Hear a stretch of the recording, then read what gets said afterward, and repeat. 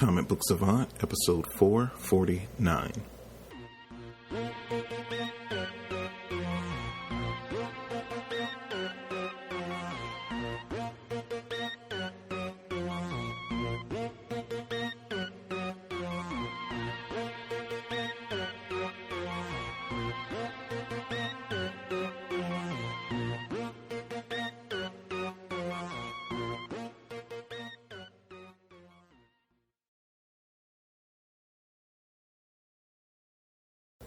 Welcome back to the Comic Book Savant podcast. I'm your host, James Harris. In this episode, I'm going to be doing a series spotlight on The Walking Dead.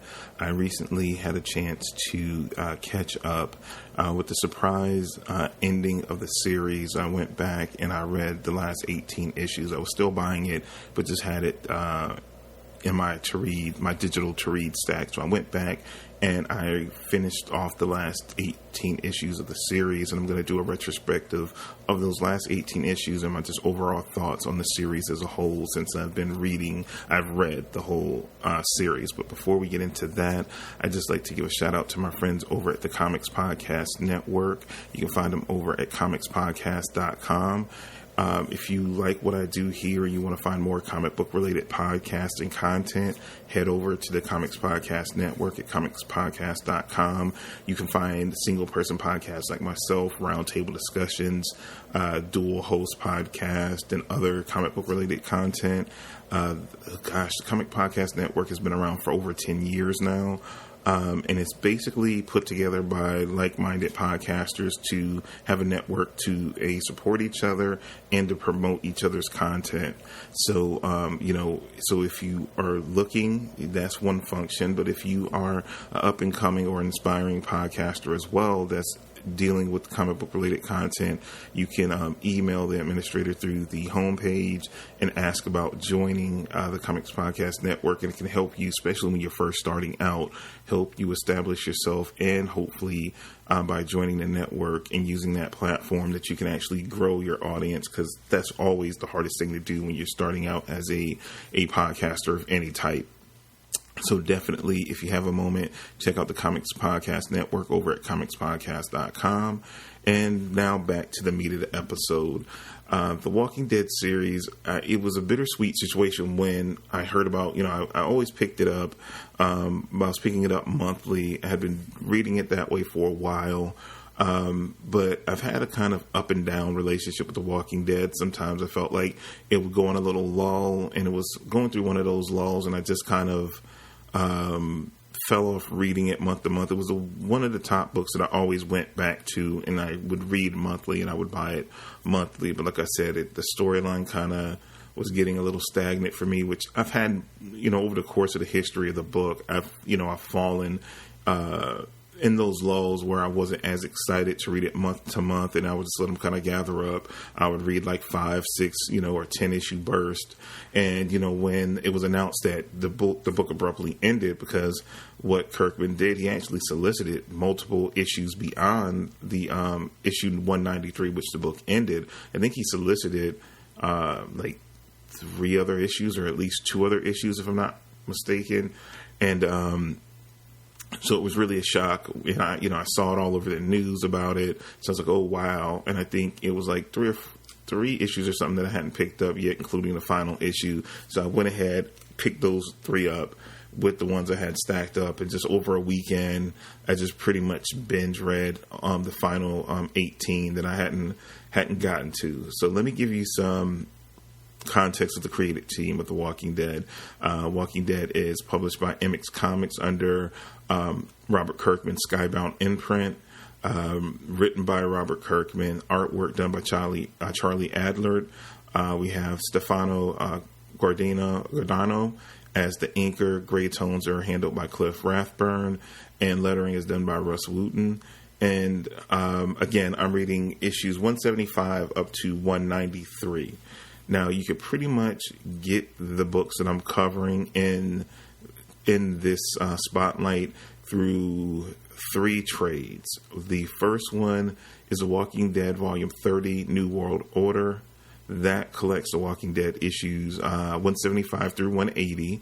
Then we have The Walking Dead Volume 31, The Rotten Core, where that collects The Walking Dead issues 181 through 186. And then finally, The Walking Dead Volume 32, Rest in Peace. And that collects The Walking Dead issues 187 through 193. Like I said, if you're unfamiliar with my history, I'm not huge into horror books or like the occult. They're just like not into that kind of thing just personally. And it carries over to me as far as a comic book, movie fan, all that kind of stuff, video game fan. I've just never been like a fan of horror in any type of way. I've told this story a lot of times that I think I read the first floppy trade of The Walking Dead. Didn't like the book, actually. I tried it on a whim, didn't care for it. I went to a Comic Geek Speak meetup in Pennsylvania, went to their store that they all used to work at. The owner, which has passed away now, basically gave me a guarantee. I bought the first hardcover, and he's like, if you don't like it, let me know. I'll refund your money. You just keep the book. Because he knew at the time I was living in North Carolina, and I was like, well, you can't beat that. If I don't like it, he'll refund me my money. No harm, no foul. So I read instead of the first 6, I read the first 12 issues, and I really got into the book and then into the characters. And I really got into the psychology of the book, where it was less horror. It was more a psychological thriller, which I love thrillers.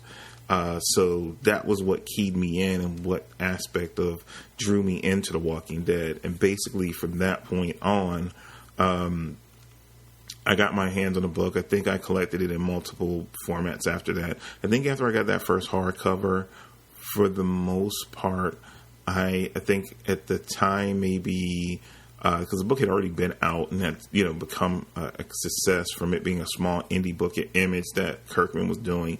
So it was pretty hot. And I remember because it was so low print numbers on the first year or so of the book, they were going for a lot of money. But I was buying the hardcovers, and I think around that time I got up to the first 3 or 4 hardcovers. And I started binging them because I was pretty behind at the book at that point. And Kirkman would do yearly hardcovers that would do 12 issues, nice oversized hardcovers, which really displayed the great black and white artwork on the book in the gray tones. So I was collecting those. I binged those, and I think by the time I finished reading the 4th hardcover, I was full stop into The Walking Dead. At this point, I don't even think the television show wasn't even out yet. I just was full stop into the book. So I just had this ravenous kind of, gotta read it. And I think I was buying from there. The next hardcover wasn't out yet. So I started buying the floppies, individual floppies, and then I would flip the floppies, sell them online, buy the hardcover when they came out. So I had a consistent set on my shelf at that point because I was still collecting physical comics at that point. And I just really loved the book. Like I said, at points, it was probably 2 or 3 major points in the 193, issue run that I was like, stop reading it like month in, month out, or trade in, trade out. I don't kind of let them accumulate and then go, read them. And at points I'm like, it's always funny right when I was having a conversation or the thought process in my head that, this book, maybe he's running its course. I might stop picking the book up. Something would happen to pull me right back in each time. So I've had this very, not love-hate, but just, maybe he's getting comfortable, especially too after like the show came to be. And, he was very hands-on in the beginning with the television show. And I thought the comic book suffered a little bit from it. But always what was consistent was the rest of the creative team. The artwork was always on point and everything else was really on point. But like I said, it felt like the writing at points got lazy. Some of the story beats seemed to, the structure of certain story beats kept being repeated each new major, air quotes, arc arc that would come up. Like he would be a villain. The villain would get the upper hand. They would come back and they would get the upper hand and take out the villain. It would be a lull for a while and it'd be, good piece. Then it would be a lingering threat. Another villain, it kind of kept hitting the story beats over and over again for a while. And it was just like, okay, I don't know if I'm going to keep reading this. But another thing that tethered me to the book is the characters. So, it was really interesting and became a unique reading experience. Now knowing the book was coming to an end, and this was like the last, set of issues that I would read. I think at the time as I'm reading through it and knowing at the end of the journey of the 18 issues that I was reading that this was going to be the end of the run of this book, and I started realizing how attached I was to these characters. And as I was reading, I started feeling a sadness, because it's like, wow, this journey that I've been on since the beginning with these characters are coming to, an end. And, I've read series that have, ran 25, 50, issues, but this was one series that, though I wasn't there from issue 1 as far as the single, I have read all 193 issues of this book. And at one point or some shape, form, and fashion, be it physical, digital, all of that, I have owned all 193 issues of this comic. So it was a unique experience and journey I've been on with the book. Another thing that I realized is that people can say whatever they want about Robert Kirkman, but I feel like he never gets enough credit for being, a good writer. I think it's a shame because he's written some good books. I mean, I've enjoyed more books than not that he's written over the time. And I haven't, read every single book. My journey started with him through, I started reading, I'm trying to remember what was the first thing I ever read from Kirkman. And maybe it was The Walking Dead. And then I tried the first trade of Invincible, and I got into Invincible just as heavily as I got into The Walking Dead. That's another series I have to finish that he's brought to the end over the past few years. I have all the rest of the trades I need to finish it. I think I got about to the halfway point of the series and tailed off, but they had a lot of sales recently, so I stacked up on all the trades digitally to finish the series, so I need to do that. And then he wasn't doing Image full time at that point. He was writing Invincible, Walking Dead, but then he was doing freelance work over at Marvel. He was the one that wrote the first Marvel Zombie series that really blew up and that took off as a brand for them. He wrote that first miniseries. I don't know if he pitched the idea or created that, but he wrote the first Marvel Zombies limited series. He did the Marvel Team Up series, which I've talked about so many times. They finally collected that whole series, which I think is like 4 or 5 trades digitally now, because those were out of print for the longest time. And I owned the whole series in trade physically, but I couldn't. It wasn't digital till about maybe like a year ago. They released those all digitally. And I think they did reprints of those too, so you might be able to find the Marvel Team Up series now that he did back in his time at Marvel before he went full stop over at Image, and then he became a full-on member, which getting his own Skybound imprint. But he's such a good writer, and I don't think he gets enough praise for that fact. And I like the fact, another thing I really like about Kirkman, he hasn't rested on his laurels. And, I'm a huge fan of Todd McFarlane as an artist. I always have. When I used to draw. And if you ever go to the website, you go to the gallery section, I'll show a lot of stuff. When I was younger, I used to draw quite a bit. And I would do I would redo covers that I loved and stuff like that. So you can see some of my artwork. And I was really inspired by Todd McFarlane, Jim Lee, Eric Larson as a kid. I was when I was reading comics heavily, it was when they were coming up at Marvel in the late 80s. And I was a huge fan of them before they broke off to Image, and I picked up all the Image stuff because I was huge fans of their Marvel work. So I always felt like McFarlane, only good idea he had was Spawn, and really everything he ever did spun out of Spawn, Sam and Twitch, all that kind of stuff. It always centered around the Spawn universe. He had one good idea, and he milked it for all it was worth, which kind of disappointed me in him because I thought he had so much more talent and potential that he could have done so much more. That's the thing I like about Kirkman. He's wrote a lot. He's wrote and has written a lot of different series, and again, they've had different levels of success. Most successful, of course, is The Walking Dead. Second is Invincible. Then he has Thick as Thieves. He has what's the horror show? He has a show. Oh, he has so many books. There's so many books I can't name. He's done a lot of different things. He's experimented in a lot of different areas, like I said, with various levels of success, but he's never rested on his laurels. Now, don't get me wrong. Has he made a ton of money off of The Walking Dead? Of course. It has become a worldwide phenomenon between video games, the television show, the merchandise alone. Like, he even has each year a Comic-Con experience that's tied into The Walking Dead, the zombie run and all that kind of stuff. So many different things. But again, I feel like he doesn't get enough credit for those things, and that's what really I like him so much, love him so much as a creator. Though the ending of the series was unexpected to everyone, I think the ending was the only way Kirkman could ever end it.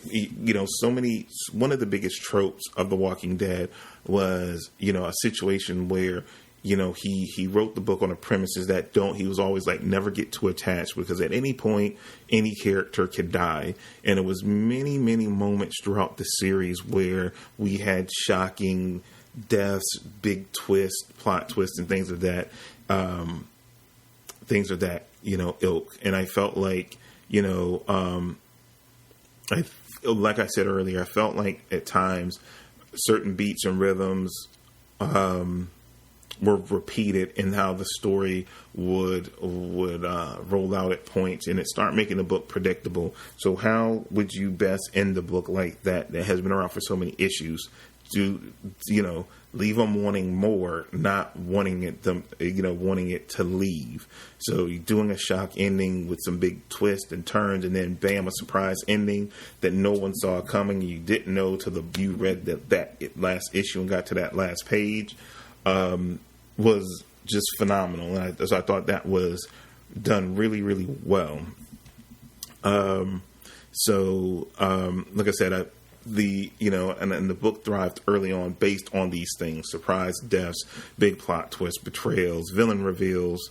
So ending the book with a big flourish of all those things, and then put a nice bow on the end of it with a nice epilogue, really made it feel like it was a touch of finality for me as a reader going through that whole journey. And it kind of ended the way I predicted a long time ago, that The Walking Dead wasn't so much about Rick as much as it was going to be about Carl. And I predicted the book would eventually end with, we would be left with Carl, which is what we got. I think it was that touch of finality that I felt like was needed for the book. And you saw kind of with the characters that survived, you saw years later, Carl grown up with a family of his own, and the impact that Rick had made and how he was remembered. It was really like a satisfying ending, maybe a little too nicely buttoned up, but through all the muck and the craziness that the characters went through the course of the book, it was so much gloom and doom. I thought it was fitting that it was on a more kind of upbeat note in which the book, ended itself. For me, I think overall, my opinion of the series is that it should be remembered as a classic series. I highly recommend it to anyone if you're a horror fan or if you're a fan of psychological thrillers. This would be a book, if you've never read The Walking Dead, it's worth picking up and trying out. It's multiple ways you can collect it, be it physical or digital media. They have, like I said, they have the oversized hardcovers that they do. I don't know how many volumes of it, it would be now, at this point, it would be quite a few. Because it was 12, they were done in 12 issue bursts. Then you had the floppy trades, which to collect all 193 issues would be insane. Or they also do the big compendium editions, which I think with the compendium editions, I think with this last compendium that just dropped with the ending issues, I think it's 4 compendiums total. I'm going to look it up real quick, but I think it's 4. I don't think it's more than that. Let me look.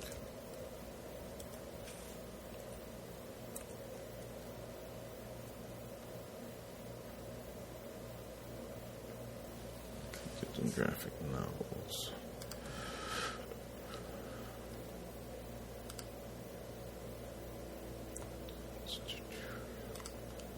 Okay, so I'm just looking this up real quick on Comixology when it comes to the compendiums. Well, like I said, it was 32 floppy trades, compendiums.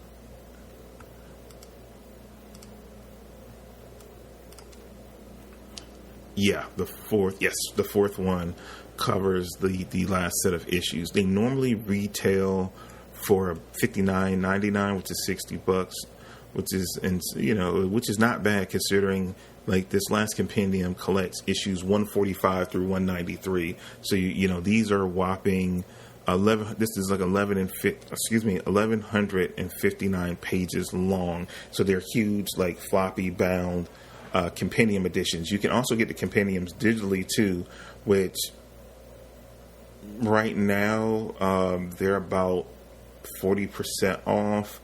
Actually, maybe 30% off because Comixology Unlimited, I subscribe to the service, so I get an extra 10%. So it's showing 40 for me. So, like, again, retail if you bought it. But if you bought it online, you probably can get it around for the same price. Up here right now on Comixology, it retails for about $35.99. So really for right about $100, you can get all 193 issues, give or take. And depending, what format you decided to go to. Like if you're doing it digitally and you haven't read or picked up one issue of The Walking Dead, because, since there's so many pages, I think you might have to worry about if you had the compendium physically. So you might want to go the hardcover route. They're really beautiful. Like I said, oversized hardcovers if you really dedicate it. But again, it would be quite a few of them because they were like yearly. So they would have only 12 issues, per hardcover. And I think they retailed for about $40, if I remember correctly, when I used to buy those. So you have multiple different ways, digitally and physically, that you could pick up the whole series. Like I said, if you were doing it digitally, compendiums might be the best way to go, where you get the most bang for your buck, especially at around like $35 or $40 a pop. You can get it for just about $100 or a little bit over $100 and get all the issues in it. My overall rating of the 18 issues I read leading into the end, I gave it a 9 out of 10 on my scale, a must buy. Again, I've had my ups and downs with the series, but overall, I still think it was one of my go-to books. One of the books I stayed with I never stopped. Once I started reading and collecting The Walking Dead, I never stopped. I had lulls in reading, but I still would buy it and have it ready for me to read. So, like I said, it's been a bittersweet journey going through these last 18 issues, knowing it was going to end, seeing certain things end with certain characters that I had grown super attached to. Again, I followed The Walking Dead through all different types of media.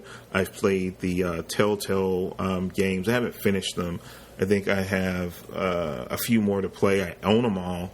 I just have to go back and finish completing them. And, I used to watch the main TV show. I never got into the spinoff Fear of the Walking Dead, and I know they just revealed that it's going to be another Walking Dead spinoff coming up soon that's untitled, that they showed like a little teaser image or trailer for at New York Comic Con this past weekend, as of the time I'm recording this. So I don't watch the shows anymore. I just read the book. It looks like the shows can go on forever at this point because they caught up and kind of surpassed elements of the comic at this point, so they're kind of just freestyling at this point. is making a lot of money for AMC, so they're going to keep paying Kirkman money to keep that show rolling. But a lot of the main cast is starting to, leave. Some left and now are kind of coming back as well. So it's all about making money with it. As of this point, it lost me a while ago. I probably haven't watched it in about 2-3. Well, they're going into another season, so I think it's been I left Jump Ship about 3 years ago now. From the television show, but that's neither here nor there. That's my thoughts and my opinions of the series as a whole, the last 18-issue run that I read to complete the series. Again, like I said, it was a bittersweet journey, but all good things must come to an end. I feel good where it was left. I will think back on the Walking Dead fondly as being the fan I was of the was of the series. I can't complain. I enjoyed the ride. It did have bumps in the road, but overall I enjoyed my ride with the series. So that's all I really have to say about that. I did want to mention something here. A lot of you guys have been great. You've been super supportive of the podcast and everything that I've been doing, be it the Facebook group. If you haven't joined the Facebook group, take a moment to do that. More and more people are joining. It's been growing slowly but surely, like most things. But if you're interested in joining the Facebook group and interacting with us all, it is facebook.com/groups/the Savant Society, all together as one word. You can request to join. As soon as I see your request, I will approve you because it's a private group. So then you can come in. I will do a post announcing you to the group. Then you can post whatever you want. As far as you can post introducing yourself, what you like. We're all about getting to know each other, talking comics, giving recommendations to each other, talking about what we're reading, and just getting to know each other. It's been a great experience getting to know everybody. We have up to 40 members right now as of this recording, so definitely check that out. Also, if you, again, want to help support the show and you like the content I create, consider becoming a Patreon supporter. That has been going on. Right now I have, I think, about 7 or 8 Patreons. Like I said, it's a small group, but what they do to help support helps me tremendously in creating content and trying to improve the quality of not just the podcast, but also the YouTube channel as well, which has been growing. We're about at, I think, 440 subscribers there. So we're growing on multiple fronts. Like I said, I wanted to do more and create a diverse portfolio of options of content for you guys to consume. What you hear on the free podcast is something different from what you would get on the Patreon with the Patreon exclusive podcast, which would be different from what you would get on the YouTube channel. So not many people like video, so they just prefer the podcast. So that's why on the I still do the free podcast because that's what all this started from. Then also on the Patreon, I asked the Patreon supporters, they preferred podcast. I was going to do video content on there as well. They voted that they prefer podcasts because of that's the way they prefer to consume content. And so then I got the YouTube channel, and it's a whole nother audience. Some listen to the podcast, some subscribe to the Patreon. So I try to give you many options.